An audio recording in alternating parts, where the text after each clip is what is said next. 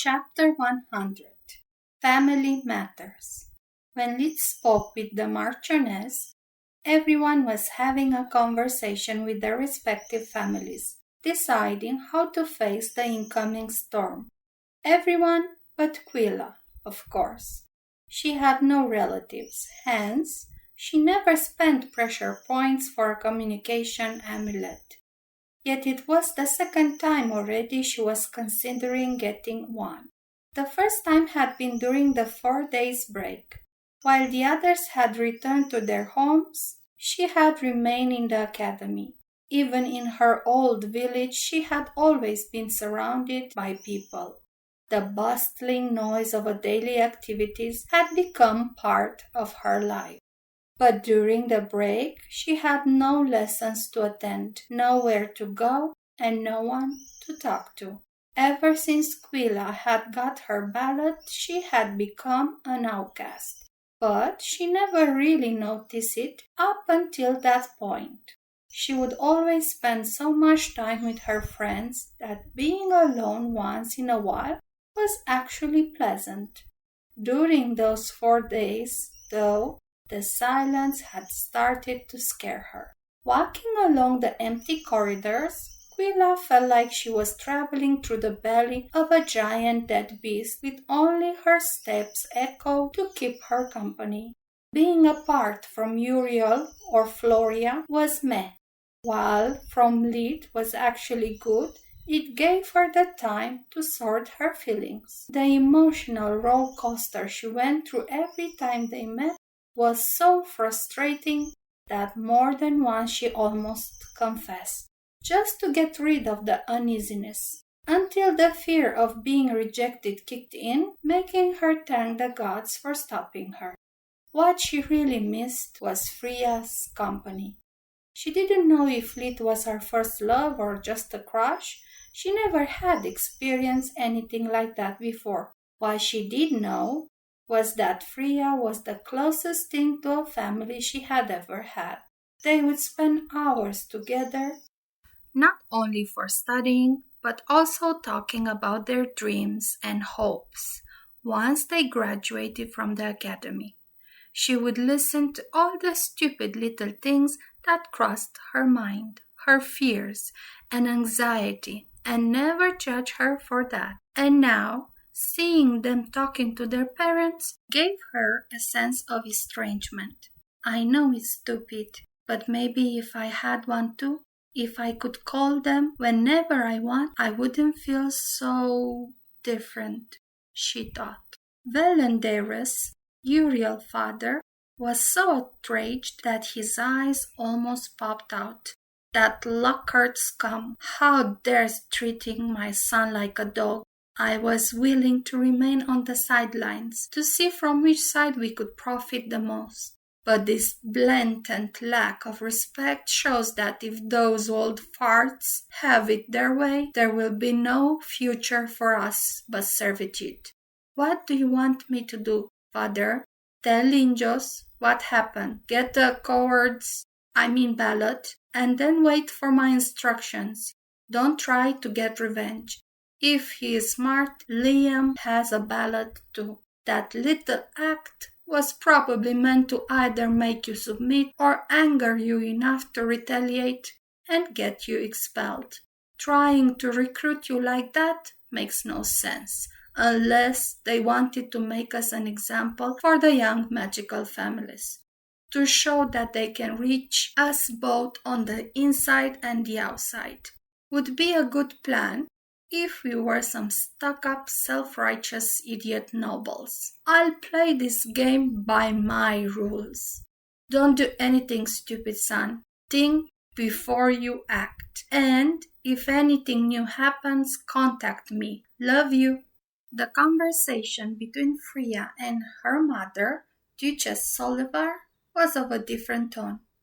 Sabotaging a new headmaster? It has always happened, even to the most insignificant petty bootlicker, let alone to a young radical, Carrie or the political gains. Her voice was bored. Everyone with half a brain knows there is a huge storm ahead. And I don't plan getting caught in the middle of it. We will remain neutral. In every war, the real winner is the one that does not take part in it, profiting from both sides. Whoever comes on top, I'm covered. Contact me if you need to get out of the academy. You are the first real mage of a household Solivar. Act as one. Take no unnecessary risks. Then she hung up the call. Well, I love you too, Mother. Thanks for asking me if I was all right or if I needed something. You and your precious Solivar household. I'll do whatever I want. For once, I am in control. You need me, not the other way around. Freya was so angry that only Quilla's worried face prevented her from throwing the communication amulet against the wall. Floria's father, Orion Ernas, was of course well informed too. He was deeply involved in one of the factions that were closest to the Queen, so nothing she said was actually of any relevance outside the attack on Uriel. Orion had kept her in the dark because he didn't want her to grow up scared by rumors about the impending civil war. He had hoped for the stalemate to hold until she was big enough to choose what to do, but time was running out. He told her the same things Marchioness de Star had explained to Lid. I think they are closing ranks. Attacking a member of a magical bloodline means that they are not willing to tolerate neutrality anymore. Either you are with them or against them. What can I do for the Queen, Dad? You? Orion laughed for the first time since that conversation started. What can you possibly do? You are just a kid. The real battle is out here. What has happened is barely a ripple effect. This is but the last attempt to sabotage in a long line. They had simply raised the ante a little.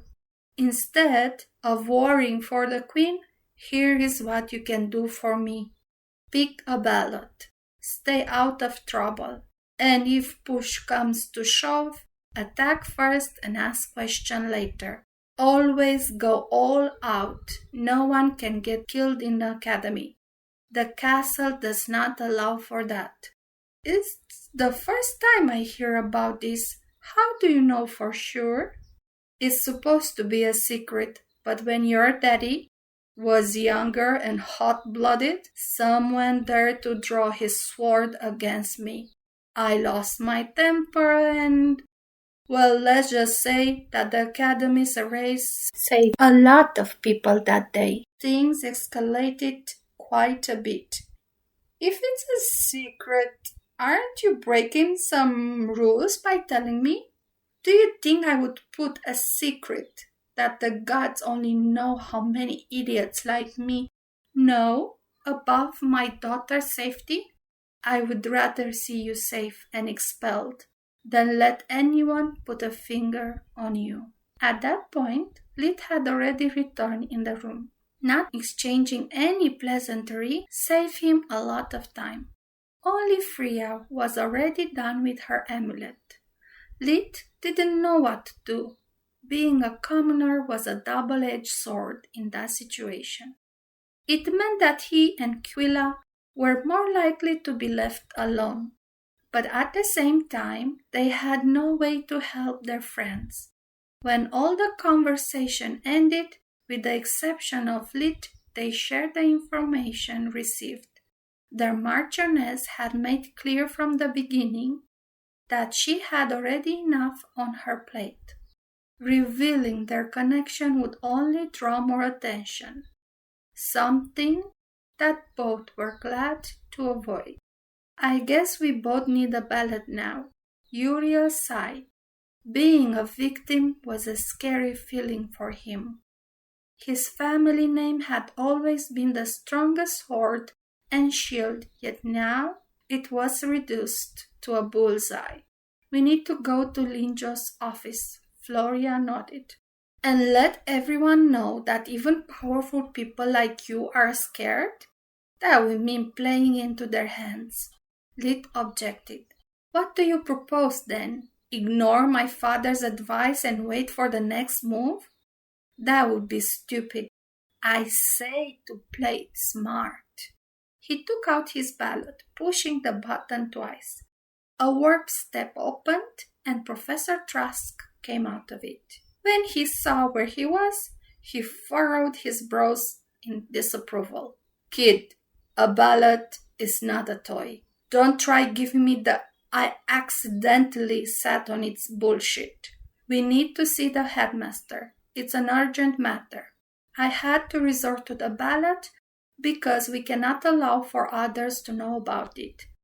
I am sorry if I caused a false alarm. Lid deeply bowed, even though, if necessary, he would do it again. Trask's interest was piqued. He opened another portal, leading straight to the headmaster's office.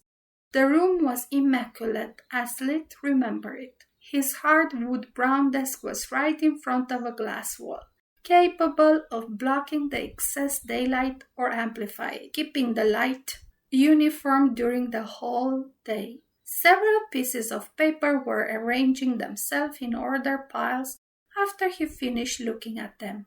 Hearing the gate open, he turned towards them. He seemed to have aged 10 years since the last time they saw him.